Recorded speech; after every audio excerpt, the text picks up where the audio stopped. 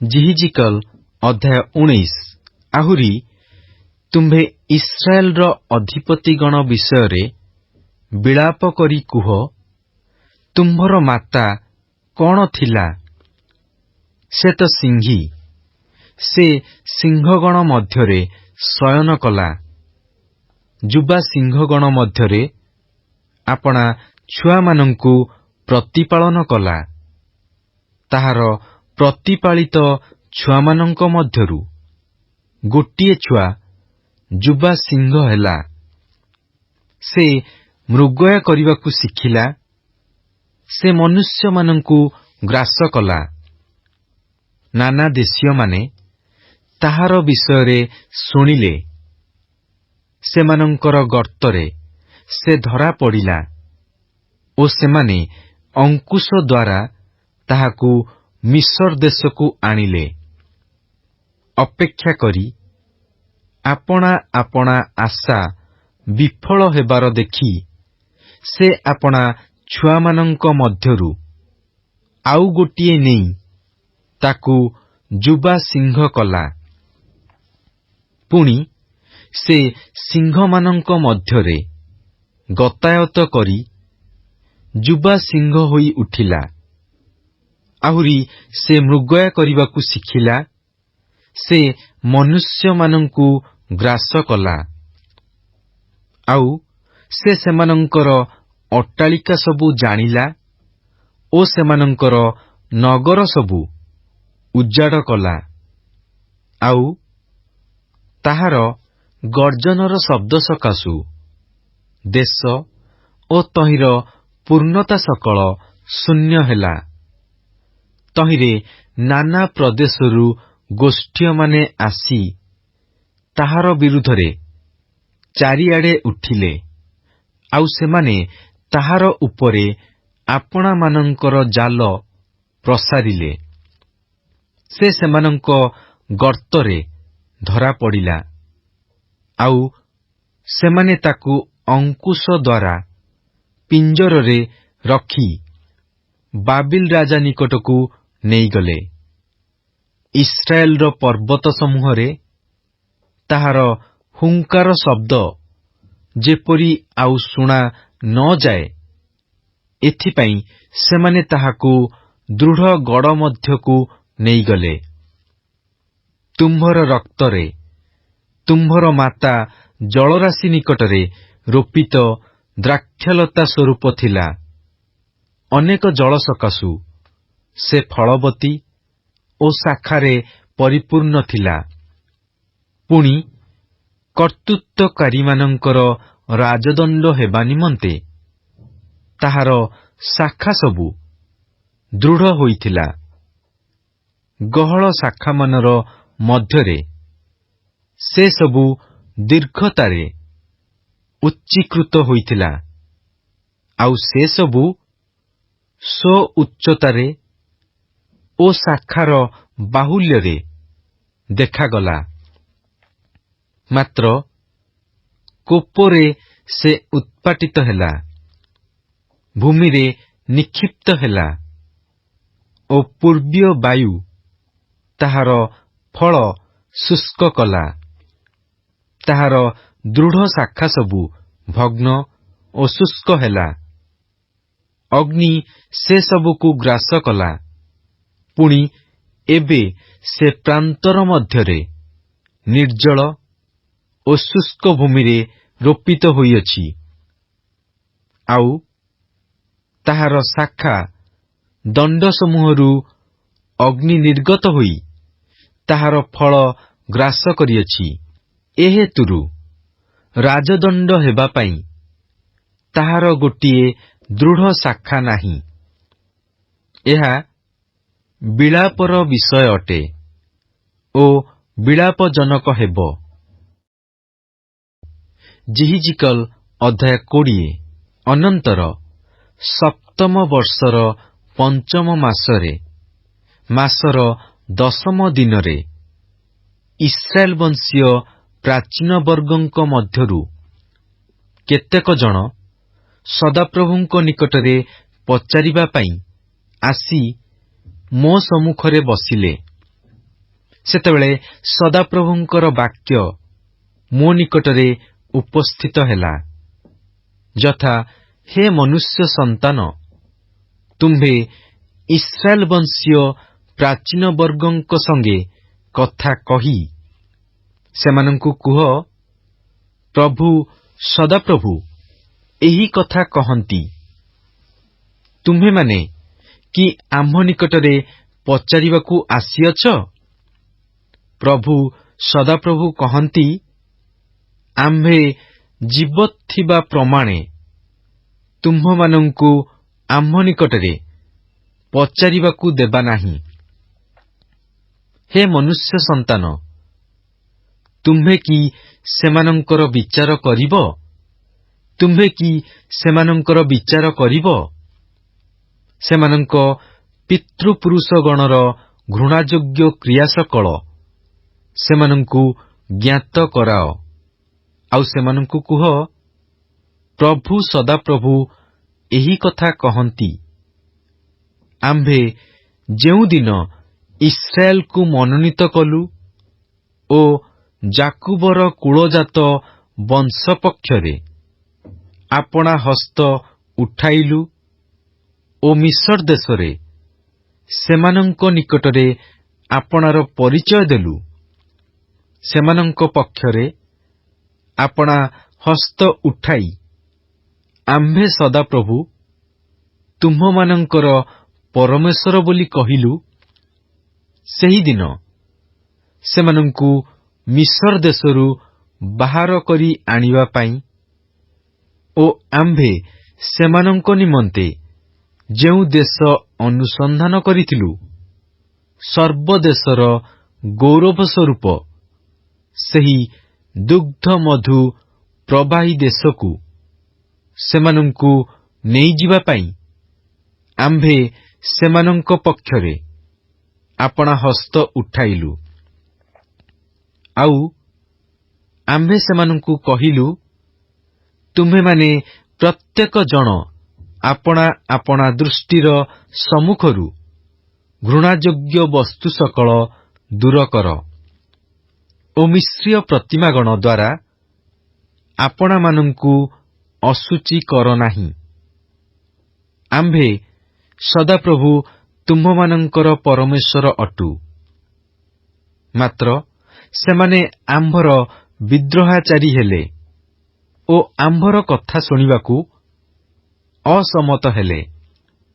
ସେମାନେ ପ୍ରତ୍ୟେକ ଜଣ ଆପଣା ଆପଣା ଦୃଷ୍ଟିର ସମ୍ମୁଖରୁ ଘୃଣାଯୋଗ୍ୟ ବସ୍ତୁ ସକଳ ଦୂର କଲେ ନାହିଁ, କିଅବା ମିଶ୍ରୀୟ ପ୍ରତିମାଗଣକୁ ଛାଡ଼ିଲେ ନାହିଁ। ତହିଁରେ ଆମ୍ଭେ ମିଶର ଦେଶ ମଧ୍ୟରେ ସେମାନଙ୍କ ପ୍ରତିକୂଳରେ ଆପଣା କ୍ରୋଧ ସାଧିବା ପାଇଁ ସେମାନଙ୍କ ଉପରେ ଆପଣା କୋପ ଢାଳିବା ବୋଲି କହିଲୁ। ତଥାପି ସେମାନେ ଯେଉଁମାନଙ୍କ ମଧ୍ୟରେ ଥିଲେ, ଯେଉଁମାନଙ୍କ ସାକ୍ଷାତରେ ଆମ୍ଭେ ସେମାନଙ୍କୁ ମିଶର ଦେଶରୁ ବାହାର କରି ଆଣିବା ଦ୍ୱାରା ଆପଣାର ପରିଚୟ ଦେଇଥିଲୁ, ସେହି ଗୋଷ୍ଠୀୟମାନଙ୍କ ସାକ୍ଷାତରେ ଆମ୍ଭର ନାମ ଯେପରି ଅପବିତ୍ର ନ ହୁଏ, ଏଥିପାଇଁ ଆମ୍ଭେ ଆପଣା ନାମର ଅନୁରୋଧରେ କର୍ମ କଲୁ। ଏହି ରୂପେ ଆମ୍ଭେ ସେମାନଙ୍କୁ ମିଶର ଦେଶରୁ ବାହାର କରାଇ ପ୍ରାନ୍ତରକୁ ଆଣିଲୁ।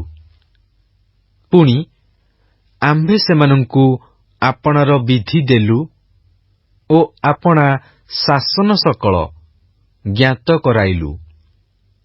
ମନୁଷ୍ୟ ଯେବେ ତାହା ପାଳନ କରେ, ତେବେ ତହିଁରେ ସେ ବଞ୍ଚିବ।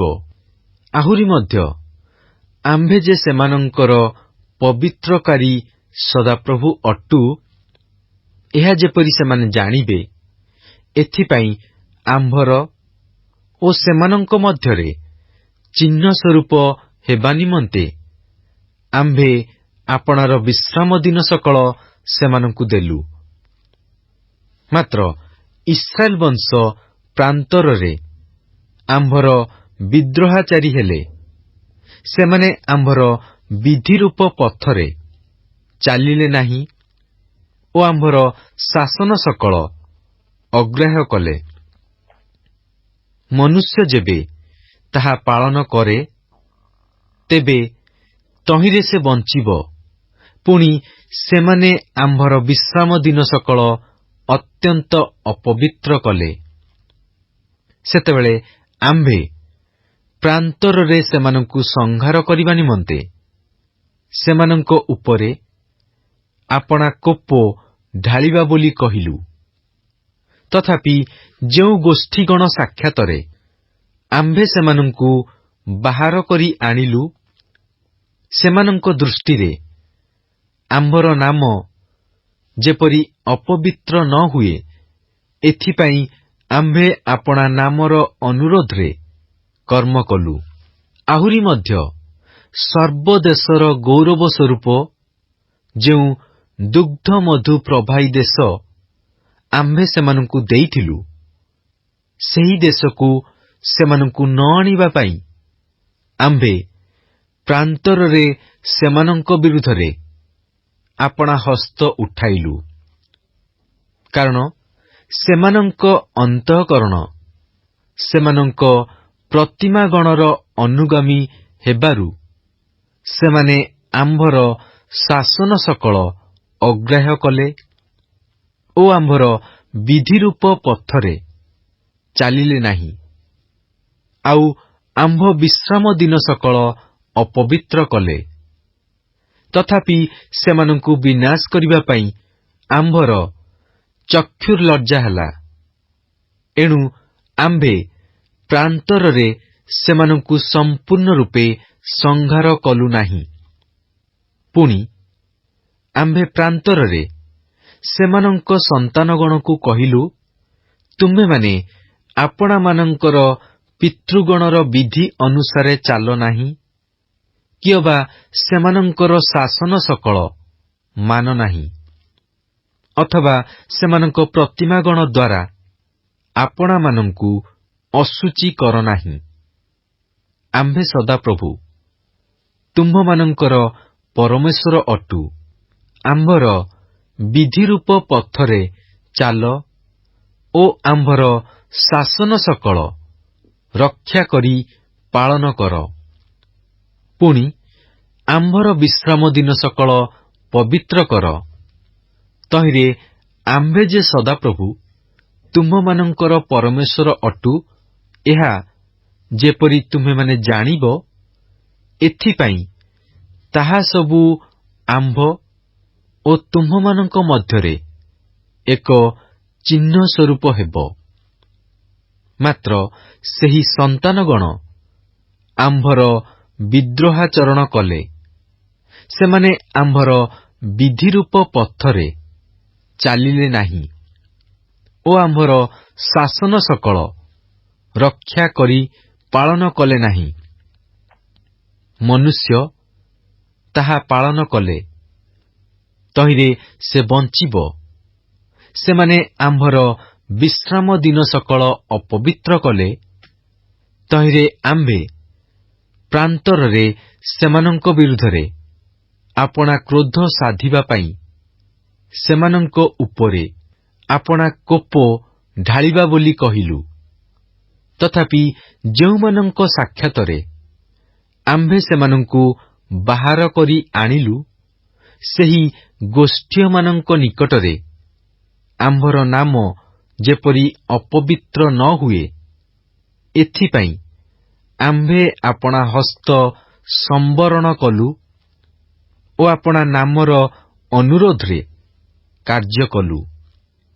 ମାତ୍ର ଆମ୍ଭେ ନାନା ଗୋଷ୍ଠୀୟ ମଧ୍ୟରେ ସେମାନଙ୍କୁ ଛିନ୍ନ ଭିନ୍ନ ଓ ନାନା ଦେଶରେ ସେମାନଙ୍କୁ ପ୍ରକ୍ଷେପ କରିବୁ ବୋଲି ସେମାନଙ୍କ ପ୍ରତିକୂଳରେ ଆପଣା ହସ୍ତ ଉଠାଇଲୁ।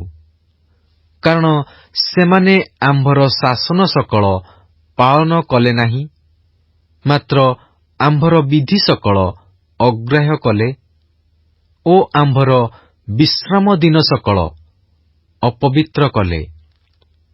ପୁଣି ସେମାନଙ୍କ ପିତୃବର୍ଗର ପ୍ରତିମାଗଣ ପ୍ରତି ସେମାନଙ୍କର ଦୃଷ୍ଟି ରହିଲା। ଆହୁରି ମଧ୍ୟ ଯାହା ସେମାନଙ୍କର ମଙ୍ଗଳଜନକ ନୁହେଁ, ଏପରି ବିଧି ଓ ଯହିଁରେ ସେମାନେ ବଞ୍ଚିବେ ନାହିଁ, ଏପରି ଶାସନ ସବୁ ଆମ୍ଭେ ସେମାନଙ୍କୁ ଦେଲୁ। ପୁଣି ଆମ୍ଭେ ଯେ ସଦାପ୍ରଭୁ ଅଟୁ, ଏହା ଯେପରି ସେମାନେ ଜାଣିବେ, ଏଥିପାଇଁ ଆମ୍ଭେ ସେମାନଙ୍କୁ ବିନାଶ କରିବା ନିମନ୍ତେ ସେମାନେ ଗର୍ଭାଶୟ ମୁକ୍ତକାରୀ ସମସ୍ତ ସନ୍ତାନକୁ ଅଗ୍ନି ମଧ୍ୟ ଦେଇ ଗମନ କରାଇବା ଦ୍ୱାରା ଯେଉଁ ଉପହାର ପ୍ରଦାନ କଲେ, ତହିଁରେ ଆମ୍ଭେ ସେମାନଙ୍କୁ ଅଶୁଚି କରାଇଲୁ। ଏହେତୁ ହେ ମନୁଷ୍ୟ ସନ୍ତାନ, ତୁମ୍ଭେ ଇସ୍ରାଏଲ ବଂଶ ସଙ୍ଗେ କଥା କହି ସେମାନଙ୍କୁ କୁହ, ପ୍ରଭୁ ସଦାପ୍ରଭୁ ଏହି କଥା କହନ୍ତି, ତୁମ୍ଭମାନଙ୍କର ପିତୃପୁରୁଷମାନେ ଏଥିରେ ମଧ୍ୟ ଆମ୍ଭ ବିରୁଦ୍ଧରେ ସତ୍ୟ ଲଙ୍ଘନ କରି ଆମ୍ଭର ନିନ୍ଦା କରିଅଛନ୍ତି। କାରଣ ଆମ୍ଭେ ସେମାନଙ୍କୁ ଯେଉଁ ଦେଶ ଦେବା ପାଇଁ ଆପଣା ହସ୍ତ ଉଠାଇଥିଲୁ, ସେହି ଦେଶକୁ ଯେତେବେଳେ ସେମାନଙ୍କୁ ଆଣିଲୁ, ସେତେବେଳେ ସେମାନେ ପ୍ରତ୍ୟେକ ଉଚ୍ଚ ପର୍ବତ ଓ ପ୍ରତ୍ୟେକ ଗହଳିଆ ବୃକ୍ଷ ଦେଖି ସେ ସ୍ଥାନରେ ବଳିଦାନ କଲେ ଓ ସେହି ସ୍ଥାନରେ ସେମାନେ ଆମ୍ଭର ବିରକ୍ତିଜନକ ନୈବେଦ୍ୟ ଉତ୍ସର୍ଗ କଲେ। ସେହି ସ୍ଥାନରେ ମଧ୍ୟ ଆପଣାମାନଙ୍କର ସୌରଭାର୍ଥକ ଦ୍ରବ୍ୟ ରଖିଲେ ଓ ସେହି ସ୍ଥାନରେ ଆପଣାମାନଙ୍କର ପେୟ ନୈବେଦ୍ୟ ଢାଳିଲେ। ତହିଁରେ ଆମ୍ଭେ ସେମାନଙ୍କୁ କହିଲୁ, ତୁମ୍ଭେମାନେ ଯେଉଁ ଉଚ୍ଚସ୍ଥଳୀକି ଯାଅ, ତାହାର ଅଭିପ୍ରାୟ କି? ଏଣୁ ଆଜି ସରିକି ତହିଁର ନାମ ବାମା, ଉଚ୍ଚସ୍ଥଳୀ ରହିଅଛି। ଏଣୁକରି ତୁମ୍ଭେ ଇସ୍ରାଏଲ ବଂଶକୁ କୁହ, ପ୍ରଭୁ ସଦାପ୍ରଭୁ ଏହି କଥା କହନ୍ତି, ତୁମ୍ଭେମାନେ କି ଆପଣାମାନଙ୍କର ପିତୃପୁରୁଷଗଣର ରୀତି ଅନୁସାରେ ଆପଣାମାନଙ୍କୁ ଅଶୁଚି କରୁଅଛ ଓ ସେମାନଙ୍କର ଘୃଣାଯୋଗ୍ୟ କ୍ରିୟାନୁସାରେ ବ୍ୟଭିଚାରୀ ହେଉଅଛ? ଆଉ ଯେତେବେଳେ ତୁମ୍ଭେମାନେ ଆପଣା ଆପଣା ଉପହାର ଦାନ କରୁଅଛ, ଆପଣା ଆପଣା ସନ୍ତାନଗଣକୁ ଅଗ୍ନି ମଧ୍ୟ ଦେଇ ଗମନ କରାଉଅଛ, ସେତେବେଳେ ତୁମ୍ଭେମାନେ କି ଆଜି ପର୍ଯ୍ୟନ୍ତ ଆପଣା ଆପଣା ପ୍ରତିମାଗଣ ଦ୍ୱାରା ଆପଣାମାନଙ୍କୁ ଅଶୁଚି କରୁନାହଁ? ତେବେ ହେ ଇସ୍ରାଏଲ ବଂଶ, ଆମ୍ଭେ କି ତୁମ୍ଭମାନଙ୍କୁ ଆମ୍ଭ ନିକଟରେ ପଚାରିବାକୁ ଦେବା? ପ୍ରଭୁ ସଦାପ୍ରଭୁ କହନ୍ତି, ଆମ୍ଭେ ଜୀବତ ଥିବା ପ୍ରମାଣେ ତୁମ୍ଭମାନଙ୍କୁ ଆମ୍ଭ ନିକଟରେ ପଚାରିବା ପାଇଁ ଦେବା ନାହିଁ। ପୁଣି ଆମ୍ଭେମାନେ କାଷ୍ଠ ଓ ପ୍ରସ୍ତରର ସେବା କରି ଅନ୍ୟାନ୍ୟ ଦେଶୀୟମାନଙ୍କର ଓ ନାନା ଦେଶ ନିବାସୀ ଗୋଷ୍ଠୀମାନଙ୍କ ତୁଲ୍ୟ ହେବା ବୋଲି ଏହି ଯେଉଁ କଥା ତୁମ୍ଭମାନଙ୍କ ମନରେ ଉଠୁଅଛି ଓ ଯାହା ତୁମ୍ଭେମାନେ କହୁଅଛ, ତାହା କେବେ ଘଟିବ ନାହିଁ। ପ୍ରଭୁ ସଦାପ୍ରଭୁ ଏହି କଥା କହନ୍ତି, ଆମ୍ଭେ ଜୀବତ ଥିବା ପ୍ରମାଣେ ନିଶ୍ଚୟ ବଳବାନ ହସ୍ତ, ବିସ୍ତୀର୍ଣ୍ଣ ବାହୁ ଓ କୋପବର୍ଷଣ ଦ୍ୱାରା ଆମ୍ଭେ ତୁମ୍ଭମାନଙ୍କ ଉପରେ ରାଜା ହେବା। ପୁଣି ଆମ୍ଭେ ବଳବାନ ହସ୍ତ, ବିସ୍ତୀର୍ଣ୍ଣ ବାହୁ ଓ କୋପବର୍ଷଣ ଦ୍ୱାରା ତୁମ୍ଭମାନଙ୍କୁ ଗୋଷ୍ଠୀଗଣ ମଧ୍ୟରୁ ବାହାର କରି ଆଣିବା ଓ ତୁମ୍ଭେମାନେ ଯେଉଁ ଯେଉଁ ଦେଶରେ ଛିନ୍ନ ଭିନ୍ନ ହୋଇଅଛ, ସେହି ସବୁ ସ୍ଥାନରୁ ତୁମ୍ଭମାନଙ୍କୁ ସଂଗ୍ରହ କରିବା। ପୁଣି ଆମ୍ଭେ ତୁମ୍ଭମାନଙ୍କୁ ଗୋଷ୍ଠୀ ସମୂହର ପ୍ରାନ୍ତରକୁ ଆଣି ସମ୍ମୁଖାସମ୍ମୁଖୀ ହୋଇ ତୁମ୍ଭମାନଙ୍କ ସହିତ ବିଚାର କରିବା।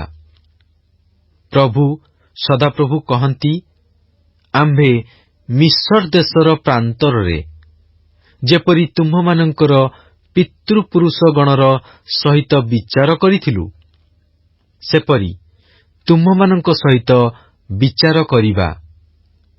ଆଉ ଆମ୍ଭେ ତୁମ୍ଭମାନଙ୍କୁ ପାଞ୍ଚଣ ତଳେ ଗମନ କରାଇବା ଓ ଆମ୍ଭେ ତୁମ୍ଭମାନଙ୍କୁ ନିୟମରୂପ ବନ୍ଧନରେ ଆବଦ୍ଧ କରିବା।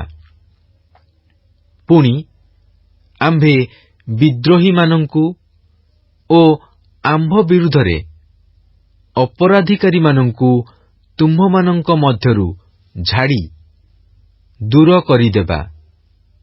ସେମାନେ ଯେଉଁ ଦେଶରେ ପ୍ରବାସ କରୁଅଛନ୍ତି, ସେ ଦେଶରୁ ଆମ୍ଭେ ସେମାନଙ୍କୁ ବାହାର କରି ଆଣିବା। ମାତ୍ର ସେମାନେ ଇସ୍ରାଏଲ ଦେଶରେ ପ୍ରବେଶ କରିବେ ନାହିଁ।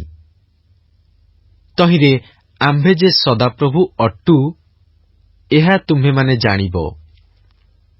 ହେ ଇସ୍ରାଏଲ ବଂଶ, ପ୍ରଭୁ ସଦାପ୍ରଭୁ ତୁମ୍ଭମାନଙ୍କ ବିଷୟରେ ଏହି କଥା କହନ୍ତି, ତୁମ୍ଭେମାନେ ଯେବେ ଆମ୍ଭ ବାକ୍ୟରେ ମନୋଯୋଗ ନ କରିବ, ତେବେ ତୁମ୍ଭେମାନେ ପ୍ରତ୍ୟେକେ ଯାଇ ଏବେ ଓ ଏଥି ଉତ୍ତାରେ ମଧ୍ୟ ଆପଣା ଆପଣା ପ୍ରତିମାଗଣର ସେବା କର।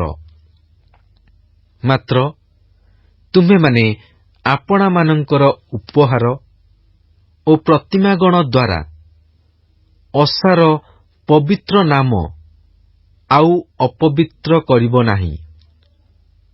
କାରଣ ପ୍ରଭୁ ସଦାପ୍ରଭୁ ଏହି କଥା କହନ୍ତି, ଆମ୍ଭର ପବିତ୍ର ପର୍ବତରେ, ଇସ୍ରାଏଲର ଉଚ୍ଚତାର ପର୍ବତରେ ସମୁଦାୟ ଇସ୍ରାଏଲ ବଂଶ, ସେମାନଙ୍କର ସମସ୍ତେ ହିଁ ସେଠାରେ ଦେଶ ମଧ୍ୟରେ ଆମ୍ଭର ସେବା କରିବେ।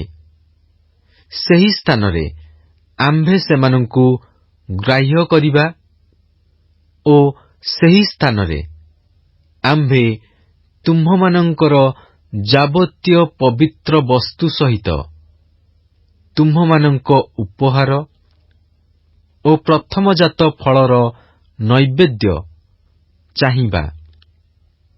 ଯେଉଁ ସମୟରେ ଆମ୍ଭେ ଗୋଷ୍ଠୀଗଣ ମଧ୍ୟରୁ ତୁମ୍ଭମାନଙ୍କୁ ବାହାର କରି ଆଣିବା ଓ ଯେଉଁ ଯେଉଁ ଦେଶରେ ତୁମ୍ଭେମାନେ ଛିନ୍ନ ଭିନ୍ନ ହୋଇ ରହିଅଛ, ସେହି ସବୁ ଦେଶରୁ ତୁମ୍ଭମାନଙ୍କୁ ସଂଗ୍ରହ କରିବା, ସେହି ସମୟରେ ଆମ୍ଭେ ତୁମ୍ଭମାନଙ୍କୁ ସୌରଭର ଆଘ୍ରାଣାର୍ଥକ ଦ୍ରବ୍ୟ ତୁଲ୍ୟ ଗ୍ରହଣ କରିବା ଓ ଆମ୍ଭେ ତୁମ୍ଭମାନଙ୍କଠାରେ ଗୋଷ୍ଠୀଗଣର ସାକ୍ଷାତରେ ପବିତ୍ରୀକୃତ ହେବା। ପୁଣି ଆମ୍ଭେ ତୁମ୍ଭମାନଙ୍କର ପିତୃପୁରୁଷଗଣକୁ ଯେଉଁ ଦେଶ ଦେବା ପାଇଁ ଆପଣା ହସ୍ତ ଉଠାଇଲୁ, ଇସ୍ରାଏଲର ସେହି ଦେଶକୁ ଆମ୍ଭେ ଯେତେବେଳେ ତୁମ୍ଭମାନଙ୍କୁ ଆଣିବା, ସେତେବେଳେ ଆମ୍ଭେ ଯେ ସଦାପ୍ରଭୁ ଅଟୁ, ଏହା ତୁମ୍ଭେମାନେ ଜାଣିବ।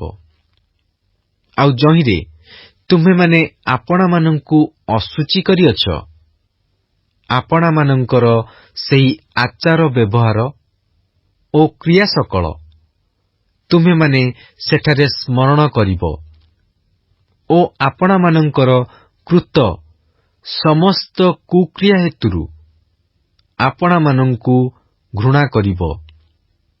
ପୁଣି ହେ ଇସ୍ରାଏଲ ବଂଶ, ପ୍ରଭୁ ସଦାପ୍ରଭୁ ଏହି କଥା କହନ୍ତି, ଆମ୍ଭେ ଯେତେବେଳେ ତୁମ୍ଭମାନଙ୍କର ଦୁଷ୍ଟ ଆଚାର ବ୍ୟବହାର ଅନୁସାରେ ନୁହେଁ, କି ଅବା ତୁମ୍ଭମାନଙ୍କର ଭ୍ରଷ୍ଟ କ୍ରିୟାନୁସାରେ ନୁହେଁ, ମାତ୍ର ଆପଣା ନାମର ଅନୁରୋଧରେ ତୁମ୍ଭମାନଙ୍କ ପ୍ରତି ବ୍ୟବହାର କରିବା, ସେତେବେଳେ ଆମ୍ଭେ ଯେ ସଦାପ୍ରଭୁ ଅଟୁ, ଏହା ତୁମ୍ଭେମାନେ ଜାଣିବ।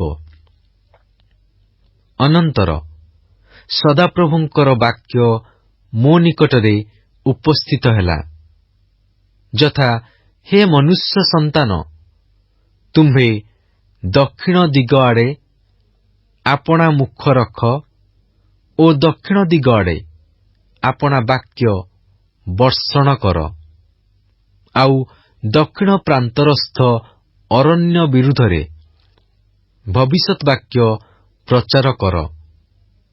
ପୁଣି ଦକ୍ଷିଣ ଦିଗର ଅରଣ୍ୟକୁ କୁହ, ସଦାପ୍ରଭୁଙ୍କର ବାକ୍ୟ ଶୁଣ। ପ୍ରଭୁ ସଦାପ୍ରଭୁ ଏହି କଥା କହନ୍ତି, ଦେଖ, ଆମ୍ଭେ ତୁମ୍ଭ ମଧ୍ୟରେ ଅଗ୍ନି ଜଳାଇବା, ତାହା ତୁମ୍ଭ ମଧ୍ୟସ୍ଥିତ ପ୍ରତ୍ୟେକ ସତେଜ ଓ ଶୁଷ୍କ ବୃକ୍ଷକୁ ଗ୍ରାସ କରିବ। ସେହି ଜ୍ୱଳନ୍ତ ଅଗ୍ନିଶିଖା ନିର୍ବାପିତ ହେବ ନାହିଁ ଓ ଦକ୍ଷିଣଠାରୁ ଉତ୍ତର ପର୍ଯ୍ୟନ୍ତ ସମସ୍ତ ମୁଖ ତଦ୍ୱାରା ଦଗ୍ଧ ହେବ। ତହିଁରେ ଆମ୍ଭେ ସଦାପ୍ରଭୁ ସେହି ଅଗ୍ନି ଯେ ଜଳାଇଅଛୁ, ଏହା ସମସ୍ତ ପ୍ରାଣୀ ଦେଖିବେ। ତହିଁର ନିର୍ବାଣ ନୋହିବ। ଏଥିରେ ମୁଁ କହିଲି, ହେ ପ୍ରଭୁ ସଦାପ୍ରଭୁ, ସେମାନେ ମୋ ବିଷୟରେ କହନ୍ତି, ସେ ଲୋକ କି ଦୃଷ୍ଟାନ୍ତ ବାକ୍ୟବାଦୀ ନୁହେଁ? ଜିହିଜିକଲ୍ ଅଧ୍ୟାୟ 21। ଅନନ୍ତର ସଦାପ୍ରଭୁଙ୍କର ବାକ୍ୟ ମୋ ନିକଟରେ ଉପସ୍ଥିତ ହେଲା, ଯଥା, ହେ ମନୁଷ୍ୟ ସନ୍ତାନ, ତୁମ୍ଭେ ଜିରୁସାଲମ ଆଡ଼େ ଆପଣା ମୁଖ ରଖ, ପବିତ୍ର ସ୍ଥାନ ସମୂହର ଆଡ଼େ ଆପଣା ବାକ୍ୟ ବର୍ଷଣ କର ଓ ଇସ୍ରାଏଲ ଦେଶ ବିରୁଦ୍ଧରେ ଭବିଷ୍ୟତ୍ ବାକ୍ୟ ପ୍ରଚାର କର। ଆଉ ଇସ୍ରାଏଲ ଦେଶକୁ କୁହ, ସଦାପ୍ରଭୁ ଏହି କଥା କହନ୍ତି, ଦେଖ, ଆମ୍ଭେ ତୁମ୍ଭର ପ୍ରତିକୂଳ ଅଟୁ ଓ ଆମ୍ଭେ ଆପଣା ଖଡ୍ଗ କୋଷରୁ ବାହାର କରି ତୁମ୍ଭ ମଧ୍ୟରୁ ଧାର୍ମିକ ଓ ଦୁଷ୍ଟକୁ ଉଚ୍ଛିନ୍ନ କରିବା। ଆମ୍ଭେ ତୁମ୍ଭ ମଧ୍ୟରୁ ଧାର୍ମିକ ଓ ଦୁଷ୍ଟକୁ ଉଚ୍ଛିନ୍ନ କରିବା। ଏଥିପାଇଁ ଆମ୍ଭର ଖଡ୍ଗ କୋଷରୁ ବାହାରି ଦକ୍ଷିଣଠାରୁ ଉତ୍ତର ପର୍ଯ୍ୟନ୍ତ ସମସ୍ତ ପ୍ରାଣୀର ବିରୁଦ୍ଧରେ ଯିବ। ତହିଁରେ ସମସ୍ତ ପ୍ରାଣୀ ଜାଣିବେ ଯେ ଆମ୍ଭେ ସଦାପ୍ରଭୁ ଆପଣା ଖଡ୍ଗ କୋଷରୁ ବାହାର କରିଅଛୁ, ତାହା ଆଉ ଫେରିବ ନାହିଁ। ଏହେତୁ ହେ ମନୁଷ୍ୟ ସନ୍ତାନ, ତୁମ୍ଭେ ଦୀର୍ଘ ନିଶ୍ୱାସ ଛାଡ଼। ତୁମ୍ଭେ ଆପଣା କଟି ଭାଙ୍ଗି ମନସ୍ତାପ ପୂର୍ବକ ସେମାନଙ୍କ ସାକ୍ଷାତରେ ଦୀର୍ଘ ନିଶ୍ୱାସ ଛାଡ଼ିବ। ଆଉ ତୁମ୍ଭେ କି ହେତୁ ଦୀର୍ଘ ନିଶ୍ୱାସ ଛାଡୁଅଛ? ଏ କଥା ଯେବେ ସେମାନେ ତୁମ୍ଭକୁ ପଚାରିବେ, ତେବେ ତୁମ୍ଭେ କହିବ, ସମ୍ବାଦ ସକାଶେ, କାରଣ ତାହା ଆସୁଅଛି। ତହିଁରେ ପ୍ରତ୍ୟେକ ହୃଦୟ ତରଳିଯିବ ଓ ସକଳ ହସ୍ତ ଦୁର୍ବଳ ହେବ, ପ୍ରତ୍ୟେକ ମନ କ୍ଳାନ୍ତ ହେବ ଓ ସମସ୍ତ ଆଣ୍ଠୁ ଜଳ ପରି ହେବ। ଦେଖ, ତାହା ଆସୁଅଛି ଓ ତାହା ସିଦ୍ଧ ହେବ।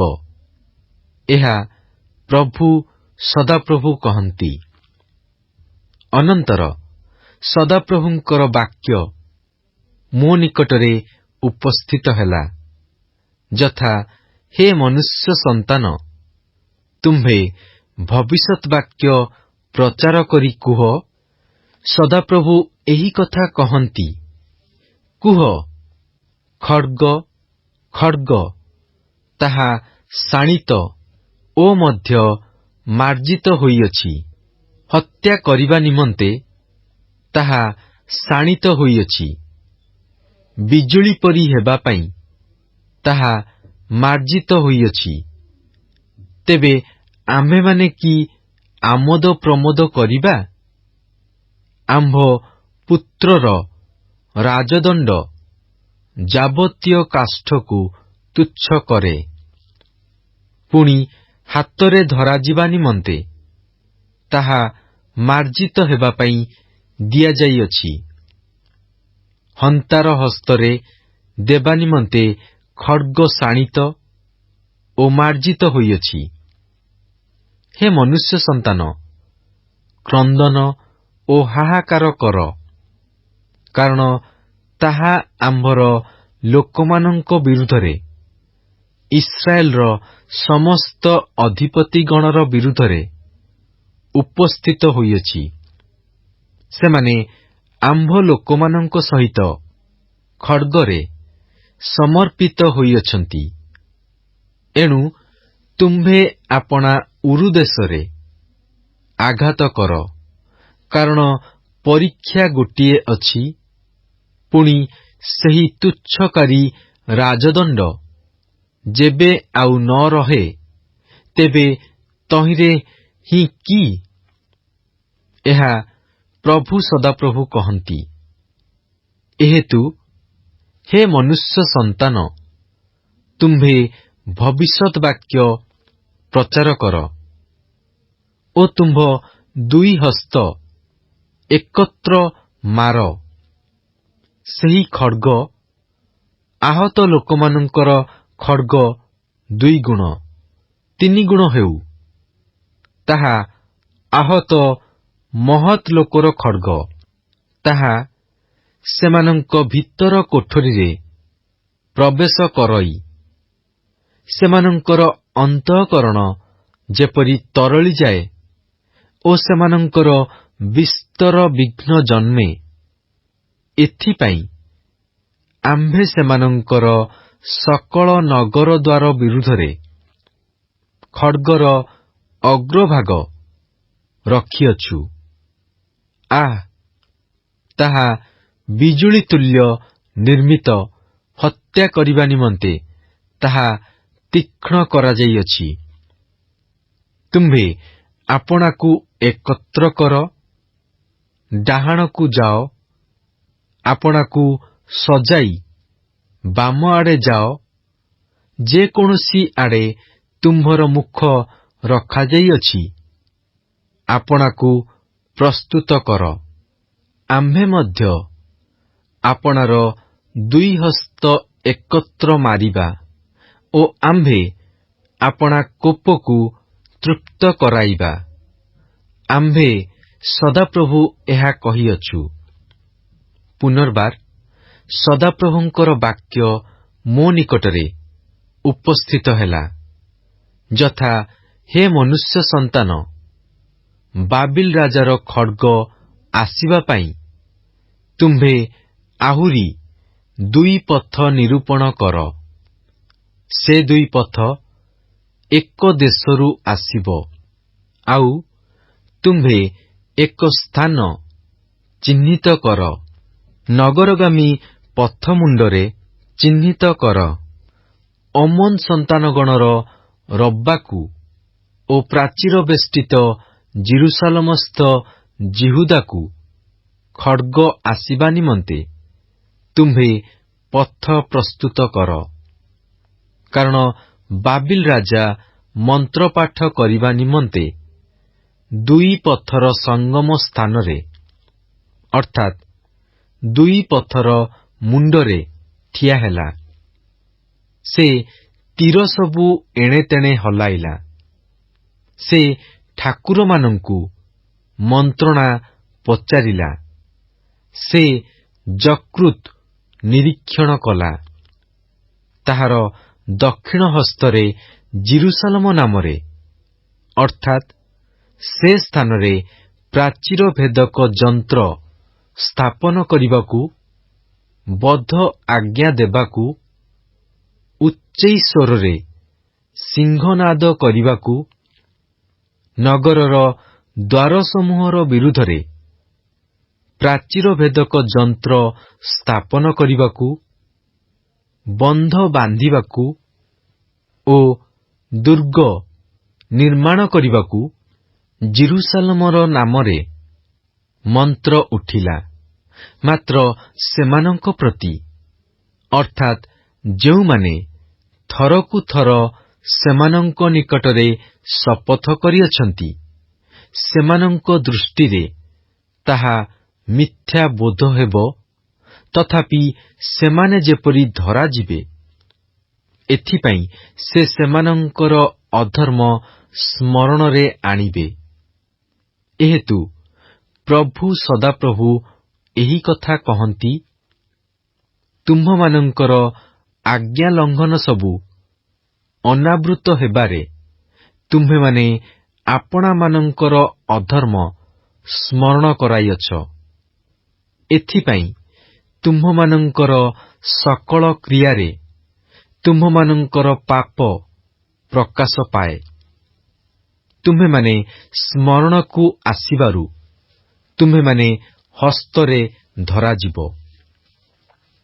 ପୁଣି ହେ ଆହତ ଦୁଷ୍ଟ ଇସ୍ରାଏଲୀୟ ଅଧିପତି, ଅନ୍ତିମ ଅପରାଧ ସମୟରେ ତୁମ୍ଭର ଦିନ ଉପସ୍ଥିତ ହୋଇଅଛି। ପ୍ରଭୁ ସଦାପ୍ରଭୁ ଏହି କଥା କହନ୍ତି, ଶିରଭୂଷଣ ଦୂର କର, ରାଜମୁକୁଟ କାଢ଼ି ପକାଅ। ଏହା ସେପରି ଆଉ ରହିବ ନାହିଁ। ଯାହା ନୀଚ ତାହାକୁ ଉଚ୍ଚ କର ଓ ଯାହା ଉଚ୍ଚ ତାହାକୁ ନୀଚ କର। ଆମ୍ଭେ ତାହା ଓଲଟାଇ ପକାଇବା, ଓଲଟାଇ ପକାଇବା, ଓଲଟାଇ ପକାଇବା। ଯେ ଅଧିକାରୀ ଅଟନ୍ତି ସେ ନ ଆସିବା ପର୍ଯ୍ୟନ୍ତ ଏହା ମଧ୍ୟ ଆଉ ରହିବ ନାହିଁ। ତହୁଁ ଆମ୍ଭେ ତାହାଙ୍କୁ ଏହା ଦେବା। ପୁଣି ହେ ମନୁଷ୍ୟ ସନ୍ତାନ, ତୁମ୍ଭେ ଭବିଷ୍ୟତ୍ ବାକ୍ୟ ପ୍ରଚାର କରି କୁହ,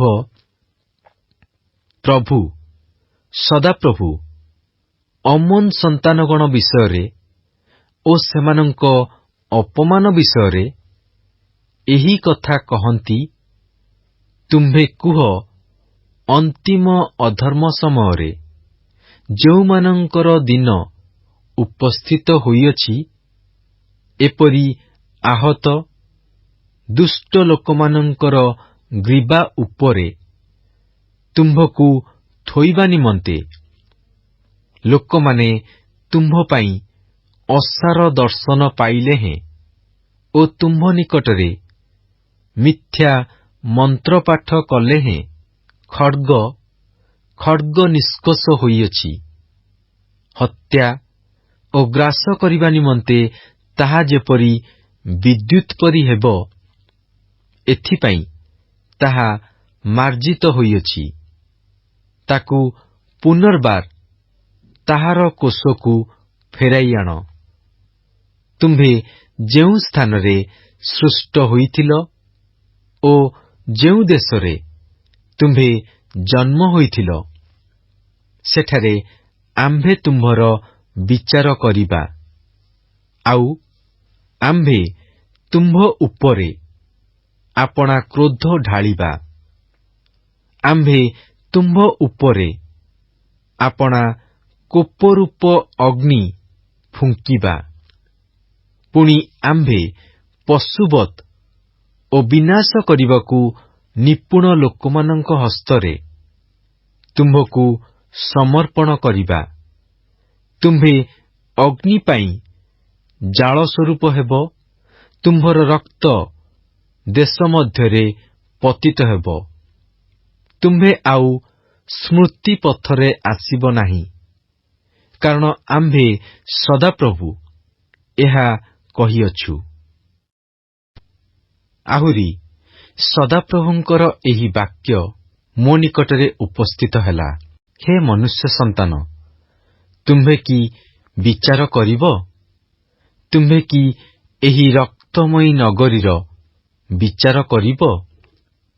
ତେବେ ତାହାର ଘୃଣାଯୋଗ୍ୟ କ୍ରିୟାସକଳ ତାହାକୁ ଜ୍ଞାତ କରାଅ। ପୁଣି ତୁମ୍ଭେ ତାହାକୁ କହିବ, ପ୍ରଭୁ ସଦାପ୍ରଭୁ ଏହି କଥା କହନ୍ତି, ହେ ନଗରୀ, ତୁମ୍ଭେ ଆପଣାର କାଳ ଉପସ୍ଥିତ କରାଇବା ନିମନ୍ତେ ଆପଣା ମଧ୍ୟରେ ରକ୍ତପାତ କରୁଅଛ ଓ ଆପଣାକୁ ଅଶୁଚି କରିବା ନିମନ୍ତେ ଆପଣା ପାଇଁ ପ୍ରତିମାଗଣ ନିର୍ମାଣ କରୁଅଛ। ତୁମ୍ଭେ ଯେଉଁ ରକ୍ତପାତ କରିଅଛ, ତଦ୍ଦ୍ୱାରା ଦୋଷୀ ହୋଇଅଛ ଓ ତୁମ୍ଭେ ଯେଉଁ ପ୍ରତିମାଗଣ ନିର୍ମାଣ କରିଅଛ, ତଦ୍ଦ୍ୱାରା ଅଶୁଚି ହୋଇଅଛ।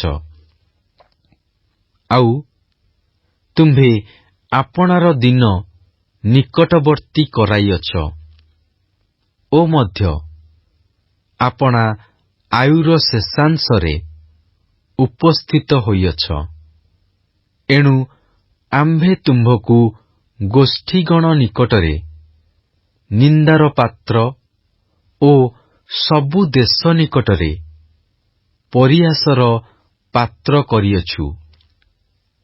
ହେ ଦୁର୍ନାମୀ ଓ କଳହପୂର୍ଣ୍ଣେ, ତୁମ୍ଭର ନିକଟସ୍ଥ ଓ ଦୂରସ୍ଥ ସମସ୍ତେ ତୁମ୍ଭକୁ ପରିହାସ କରିବେ।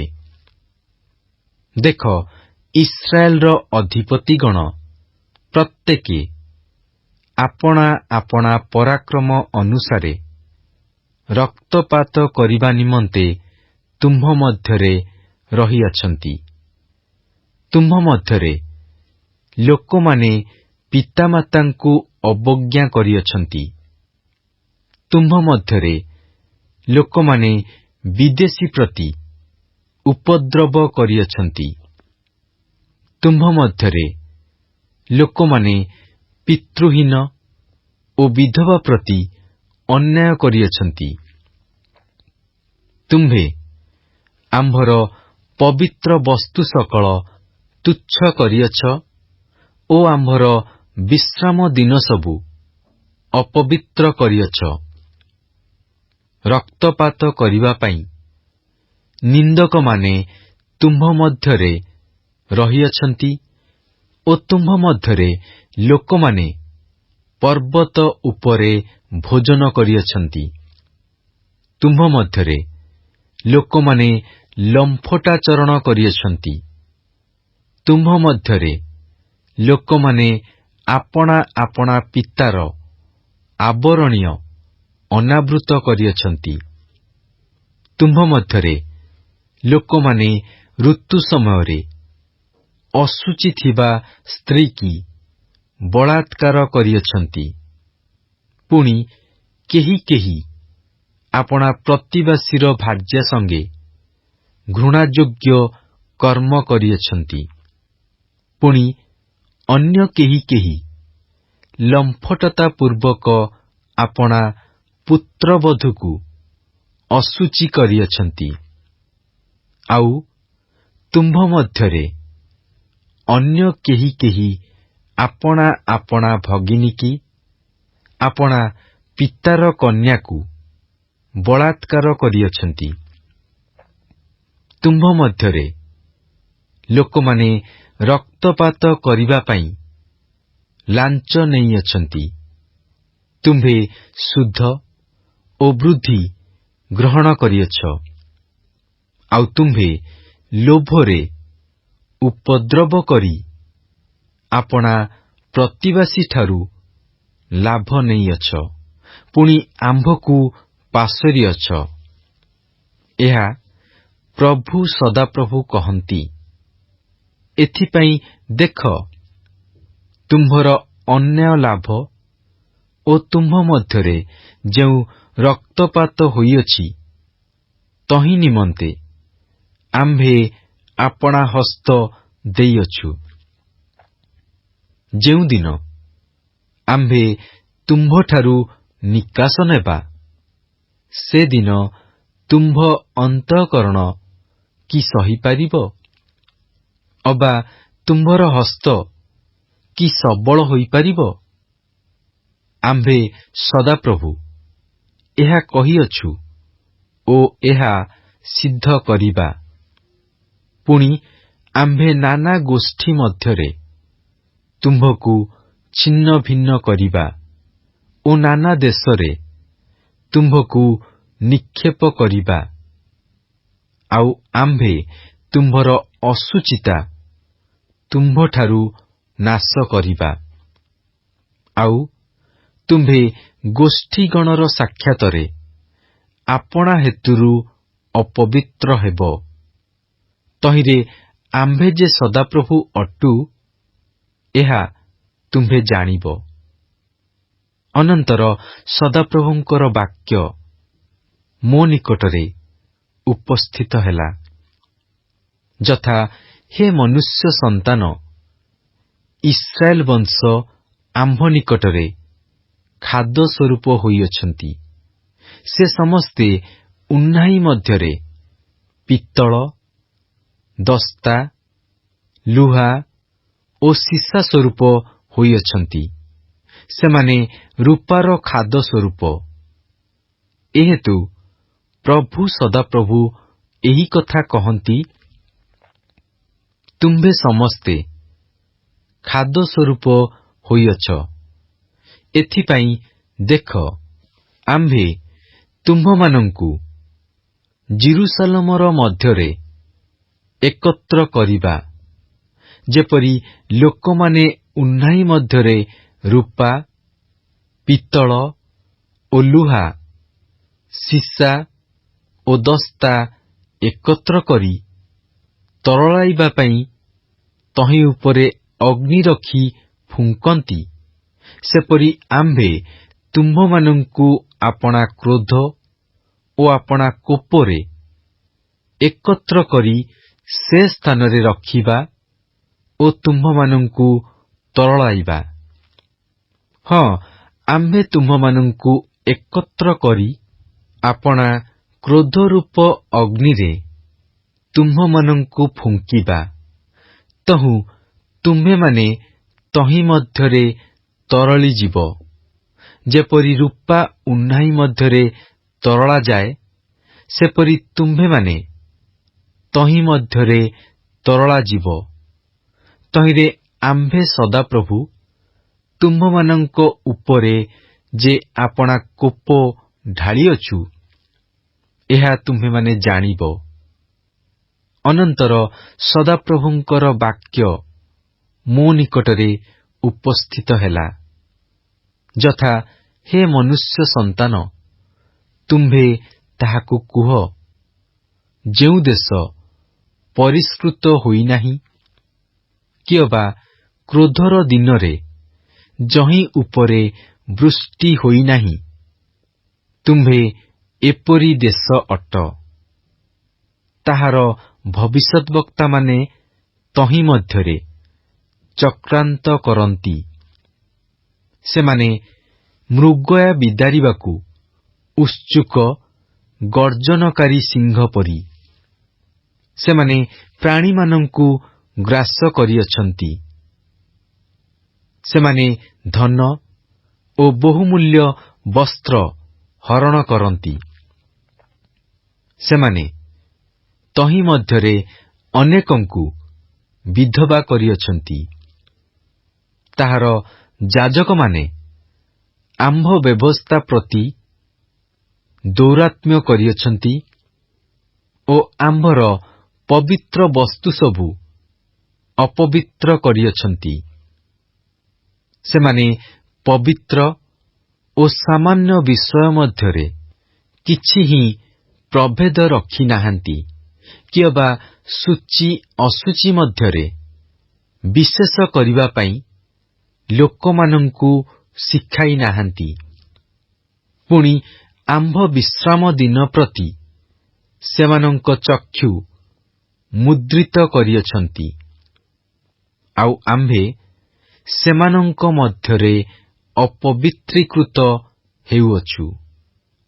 ତାହାର ଅଧିପତିମାନେ ଅନ୍ୟାୟ ଲାଭର ଚେଷ୍ଟାରେ ରକ୍ତପାତ ଓ ପ୍ରାଣୀମାନଙ୍କୁ ବିନାଶ କରିବା ପାଇଁ ମୃଗୟା ବିଦାରିବାକୁ ଉତ୍ସୁକ କେନ୍ଦୁଆ ଗଣ ପରି ତହିଁ ମଧ୍ୟରେ ଅଛନ୍ତି। ପୁଣି ତାହାର ଭବିଷ୍ୟଦ୍ବକ୍ତାମାନେ ଅସାର ଦର୍ଶନ ପାଇ ଓ ସଦାପ୍ରଭୁ କହିନଥିଲେ ହେଁ ପ୍ରଭୁ ସଦାପ୍ରଭୁ ଏହି କଥା କହିଅଛନ୍ତି ବୋଲି ସେମାନଙ୍କ ନିକଟରେ ମିଥ୍ୟା ମନ୍ତ୍ର ପାଠ କରି ଅମିଶ୍ରିତ ମସଲାରେ ସେମାନଙ୍କ କାନ୍ଥ ଲେପନ କରିଅଛନ୍ତି। ଦେଶସ୍ଥ ଲୋକମାନେ ଉପଦ୍ରବ କରିଅଛନ୍ତି ଓ ପରର ଦ୍ରବ୍ୟ ବଳପୂର୍ବକ ଅପହରଣ କରିଅଛନ୍ତି।